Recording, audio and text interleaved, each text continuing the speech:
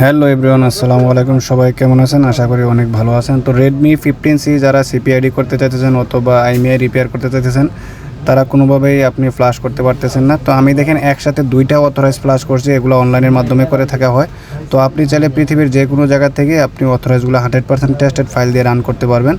তো এটা অথরাইজ করার পর আপনার আইএমইআই রিপেয়ার সহ এবং আপনার এটা এমডাটা করাপ্টেড ফিক্স, ক্যামেরা ফিক্স সব কিছু ওকে করে দেওয়া হবে।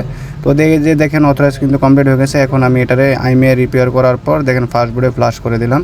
তো আপনারা শেষ পর্যন্ত দেখেন, তাহলে বুঝতে পারবেন পুরো কাজটাই একদম অনায়াসে, একদম রিমোটলি পৃথিবীর যে কোনো জায়গা থেকে এই কাজগুলো করতে পারবেন।